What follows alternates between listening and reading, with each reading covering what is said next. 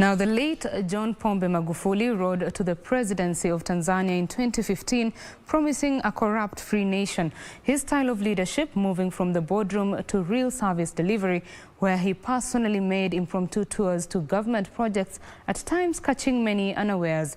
The bulldozer of Tanzania, as he was known, could not take flimsy excuses, even firing public officers on the spot. Our reporter Ben Chumba highlights the leadership style of the late controversial 5th president of Tanzania. Amekwisha kula kiapo. Shangwe, makofi na vigelegele. In his first days in office, Magufuli was dubbed the Thomas Sankara of Tanzania, creating a wave of supporters both from within and without. His first move shocking many when he reduced his salary from $15,000 to $4,000 per month, and also reduced his cabinet size from 30 ministries to 19 to cut cost.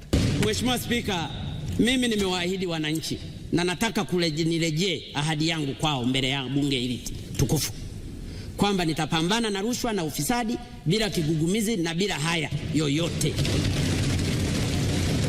Dawa ya jipu ni kulitumbua, na mimi nimejipa kazi ya kuwa mtumbua jipu. And 3 days into his term, Magufuli announced a ban on all foreign travel by government officials and instead instructed them to make regular visits to rural areas to learn and help solve daily problems facing Tanzanians. And to his word, the farthest he traveled in as president was an African Union meeting in Addis Ababa. Magufuli will be remembered for declaring that there will be no more workshops and seminars in expensive hotels by government officials when there were so many ministry boardrooms available, and it is said a year into his presidency, Tanzania saved $430 million. Siku hizi kwenye mawizara wakitaka kukutana mahali lazima watafute hoteli, wakati wizarani kuna ukumbi. Wangeweza hata wakakutania kwenye miti wakazungumza wale wanayotaka kuyazungumza. Tanzania ni tajiri. Tanzania ina kila kitu.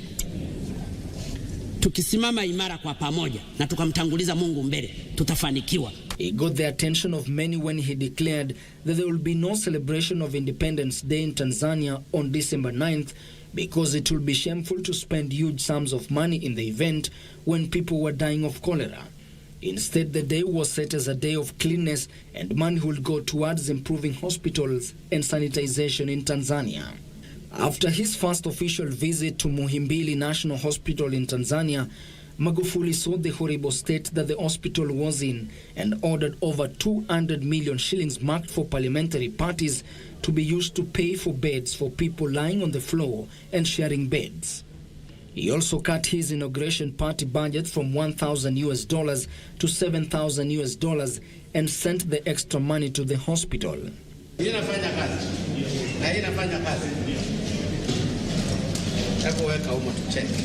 Magufuli, who acquired the nickname the bulldozer for getting things done, will also be remembered for his no-nonsense approach and results-driven leadership.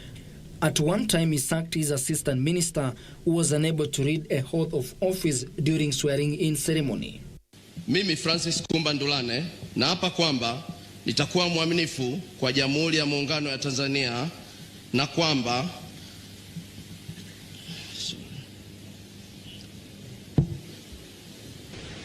paka wewe uliyeshindwa kuapa, na nafikiri hii nafasi tutamteua mtu mwingine anayeweza kuapa vizuri. However, once praised for his no-nonsense approach, Magufuli went to become a controversial, many accusing him of tyranny and silencing dissent. According to human rights organization, Tanzanian democracy slowly turned into a dictatorship as human rights deteriorated, even forcing the European Union to recall its ambassador from the country. Magufuli's government was accused of repressing opposition to his leadership, including laws restricting opposition rallies. Magufuli made it clear that he does not want a political movement to interfere with his governance.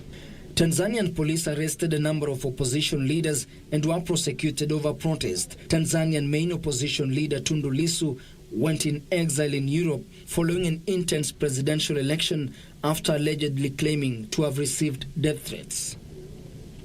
Magufuli's government was also accused of threatening to shut radio and television stations, and people in Tanzania were arrested for cyberbullying the president. Perhaps his lowest moment in the presidency was his response to the coronavirus pandemic, when he shocked the rest of the world when he announced that the disease had been defeated by national prayer and called for public celebration in Tanzania. Magufuli even went to the extent of instructing security forces to blindly test coronavirus test kits for quality on goats, papaya, sheep and motor oil, disputing the effectiveness of face masks and testing. Ya papai tukaipa jina Elizabeth Anne, miaka 26, female. Papai lile lilikuwa positive kwamba lina corona. Decision by his administration not to publish data on coronavirus since late April 2020 prompted the World Health Organization (WHO) to query Tanzania's approach to COVID-19, and even his illness shrouded in mystery with nation after having disappeared from the public limelight mid-February. Ben Chumba reporting for Channel 1 News.